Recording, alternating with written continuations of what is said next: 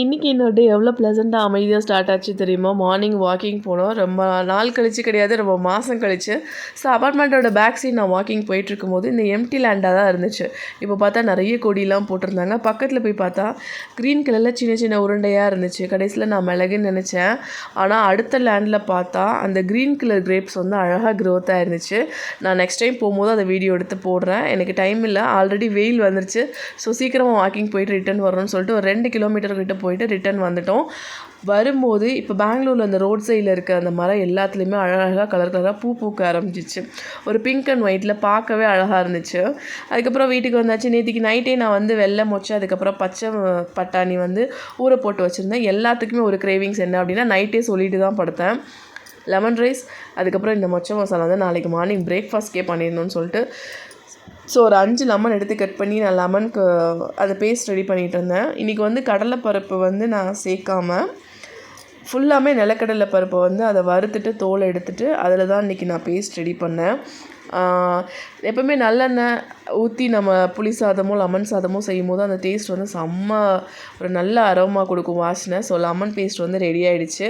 நான் வந்து லெமன் பேஸ்ட்டோ இல்லை புளியோதரை பேஸ்ட்டோ ரெடி பண்ணேன் அப்படின்னா மேக்ஸிமம் வந்து கருவேப்பிலை வந்து நிறையா சேர்த்துப்பேன். ஸோ அதோட அரோமாவே ரொம்ப நல்லாயிருக்கும். ஸோ சூடான சாதத்தில் வந்து மாற்றிட்டு ஒரு பெரிய பேனில் போட்டுட்டு லெமன் பேஸ்ட் போட்டு நல்லா ஃப்ரீயாக அதை கிண்டிட்டு அதுக்கப்புறமேல் நான் ஒரு ஹாட் கேஸ்க்கு மாற்றிடுவேன்.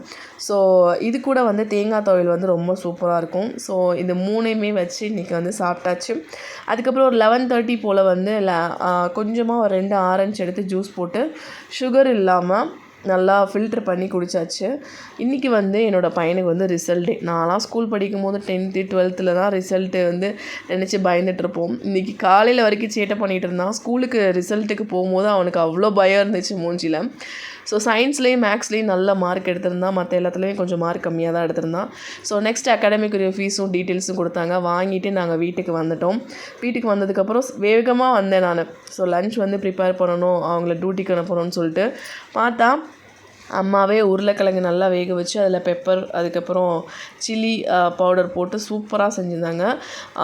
ஸோ சாம்பாரும் அவங்களே வச்சுட்டாங்க. வந்து சாப்பிட்டுட்டு ஒரு 3 o'clock போல் வந்து இந்த பச்சை பயிறு வந்து இதை வந்து நான் முளைக்கட்டி அதிகமாக சாப்பிடுவோம். நான் மேக்ஸிமம் இதை ஒன் மந்த்தாக செய்கிறதுக்கு டைமே இல்லை, எக்ஸாம் அதுன்ட்டு.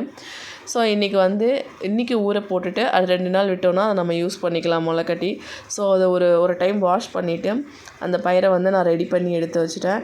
ஈவினிங் வந்து ரொம்ப நாளாக பால் கொழுக்கட்டை செய்யணும்னு ஆசையாக இருந்துச்சு. நான் எப்போவுமே சுகர் போட்டு பண்ணுவேன். அம்மா வந்து இன்றைக்கி வந்து கருப்பட்டி போட்டு பண்ணி கொடுத்தாங்க. ஸோ நைட்டு லெமன் சோடோட விட என்னோடய டே முடிஞ்சிச்சு.